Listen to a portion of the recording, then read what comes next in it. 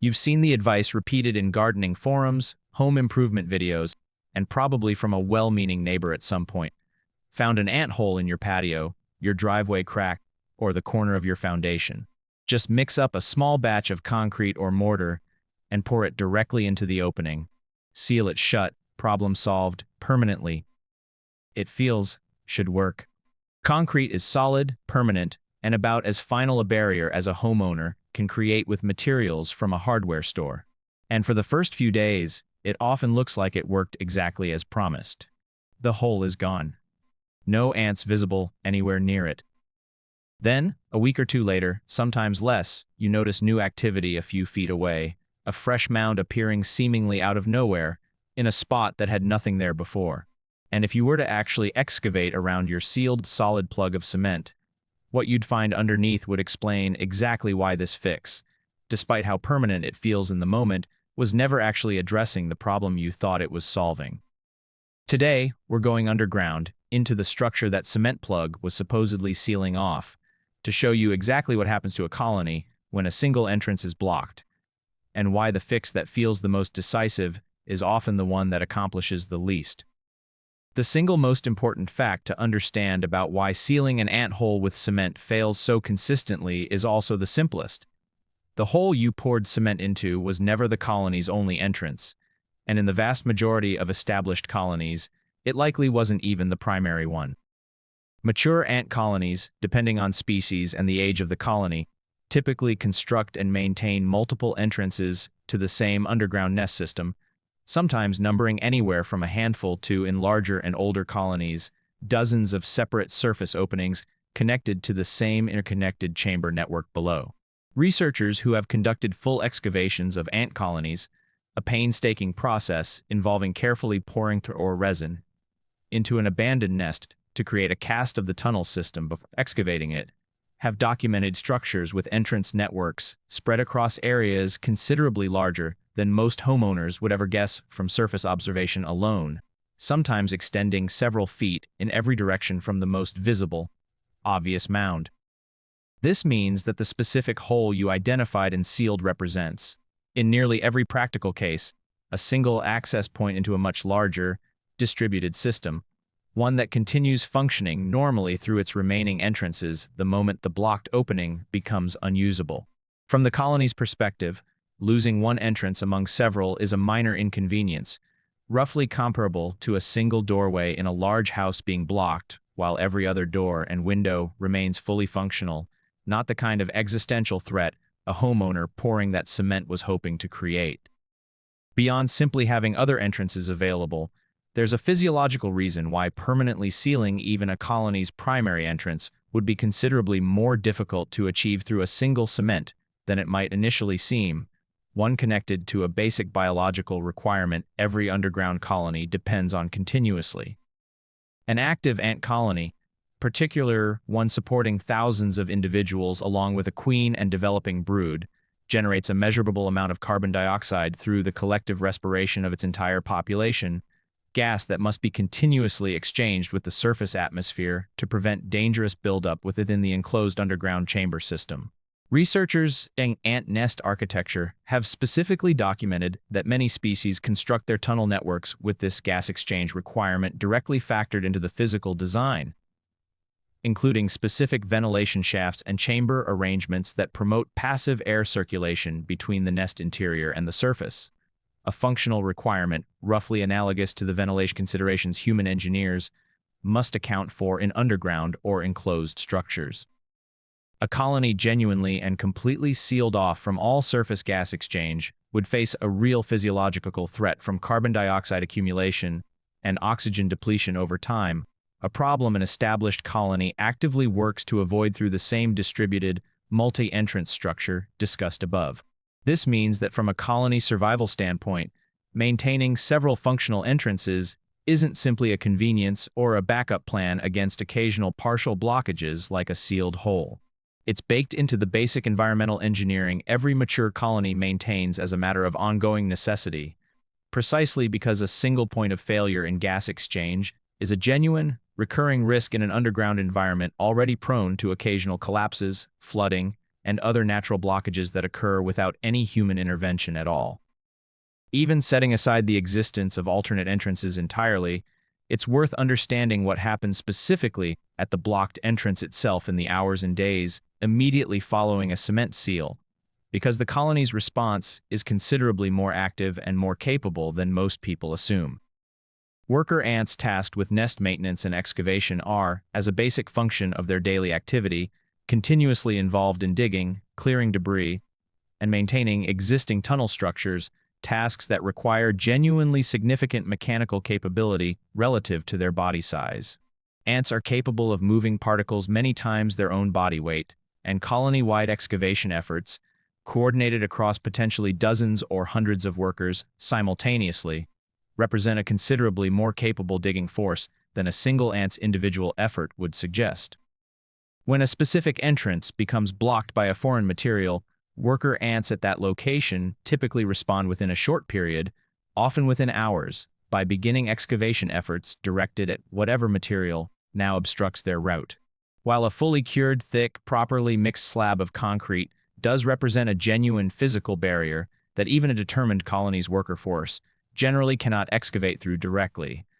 the practical reality of a typical homeowner's cement-in-a-hole approach rarely produces that kind of complete, uniform barrier. Poured directly into an irregular, unpredictable underground tunnel opening, without proper mixing ratios, adequate curing time, or complete penetration into every branching connected to that entrance, the resulting plug frequently contains gap, incomplete coverage, or simply fails to fully seal every tunnel branch converging at that specific point, particularly in cases where the ant hole connects to multiple tunnels at slightly different angles and depths that a quick, informal cement pour is unlikely to fully account for or reach. In many documented cases, this means the colonists are not attempting to excavate through a genuinely solid, complete barrier at all, but rather working around the edges of an incomplete plug, redirecting existing tunnels to bypass the blocked section, a task probably more achievable than tunneling directly through cured concrete, and one that can result in the same entrance area becoming funnel again within a surprisingly short period, sometimes appearing at a slightly shifted location immediately adjacent to the original sealed hole. This is the specific outcome that confuses most homeowners the most, and it directly follows from everything covered above. Rather than the same hole reopening in exactly the same spot, what frequently appears instead is an entirely new mound a short distance away, sometimes close enough to be clearly connected to the same original disturbance, sometimes far enough to seem unrelated at first glance. This happens because the colony, having identified that the specific point by the cement plug is no longer a viable direct route, simply redirects its excavation and entrance efforts toward establishing a new surface opening connected to the same existing underground or tunnel network, one that was very likely already present prior to the blockage as one of the several secondary entrances discussed earlier, or one newly excavated as a direct workaround from tunnels running close enough to the original blocked entrance to make a new connection to the surface relatively straightforward. Pest control professionals who deal regularly with exactly an area have specifically documented this pattern as one of the most common outcomes cement sealing attempts. A homeowner successfully closes the specific target, genuinely eliminating visible active spot, only to find a new, often larger mound appearing within a relatively short time frame nearby, representing not a colony, but the same underlying nest system, fundamentally unaffected in terms of overall population, queen survival, simply adjusting its surface access point in response to a localized obstruction. Beyond simply failing to address the ant colony itself, there's a second, entirely separate issue worth understanding, because pouring cement into ground-level cracks and gaps, particularly around driveways, patios, and foundation edges, can introduce genuine structural complications of its own, unrelated to whether it successfully affects the ants at all.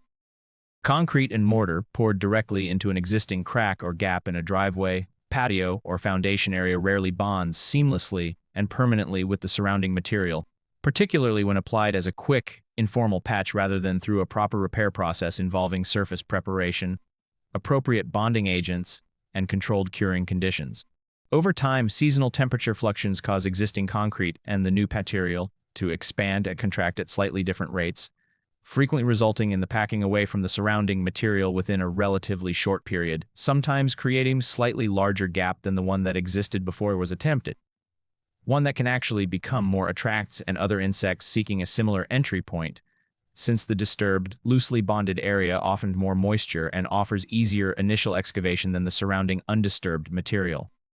In cases involving foundation cracks specifically, an improperly executed cement patch can, in certain circumstances, mask an underlying structural issue that would otherwise have been identified and properly addressed, since covering visible evidence of ant activity around a foundation crack doesn't resolve underlying condition, often moisture-related, as covered in earlier videos on this channel, discussing ant behavior around building foundations, originally created the vulnerable crack the ants were exploiting as an entry point in the first place. Given that blocking a single entrance fails to address the underlying colony, and that DIY cement application carries its own risks, it's worth covering what genuinely effective approaches look like for homeowners dealing with an unwanted ant colony near a structure or high-traffic area. Identify whether the colony genuinely requires intervention at all. As discussed in earlier videos on this channel, many ant colonies located in yards from immediate structural concerns provide genuine ecological benefits, including soil aeration and pest predation, and don't necessarily require removal simply because a single visible entrance happens to be inconvenient. If intervention is warranted, target the colony as a whole rather than a single entrance. Bait-based treatments, where worker ants carry a slow-acting substance back to the nest and share it throughout the colony through normal food-sharing behavior, are considerably more effective than any physical sealing method, precisely because they address underlying population. Critically, rather than attempting to physically block access to a distributed tunnel network that, as covered throughout this video, simply routes around localized obstructions. For colonies specifically threatening structural integrity, such as those undermining a foundation or walkway through extensive tunneling, consult a pest control professional,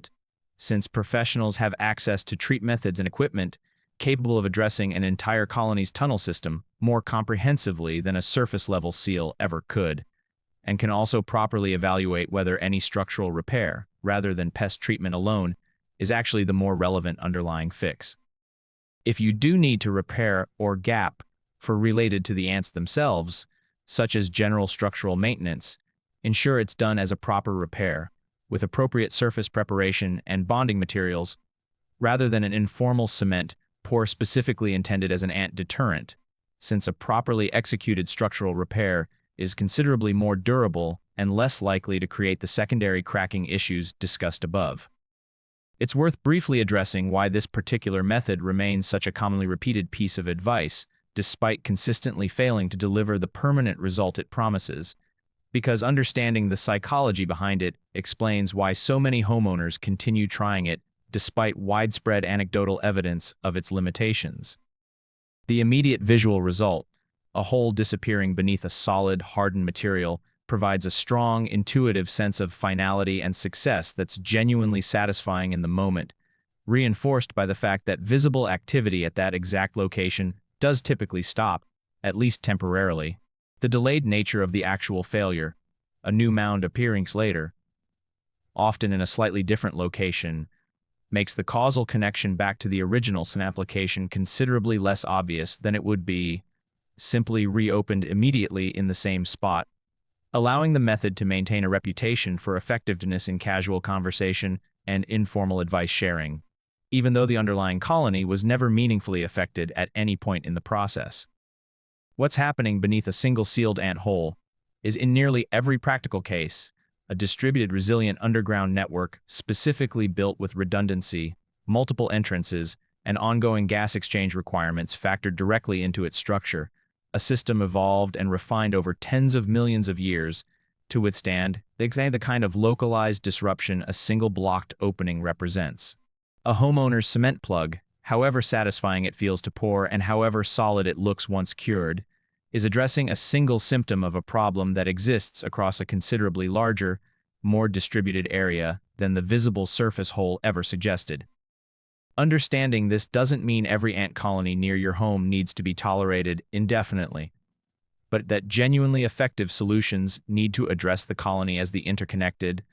adaptable system it actually is, rather than treating a single opening as though it represents the entire structure underneath, a mistake that, as covered throughout this video,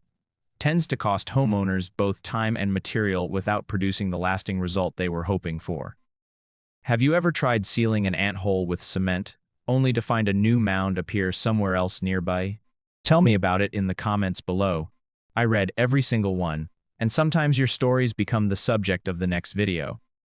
And if you ever wondered what another small creature quietly living in your yard actually knows about your world, I think the next video might surprise you just as much as this one did. Until then, keep watching, keep wondering, and never stop paying attention to the small things.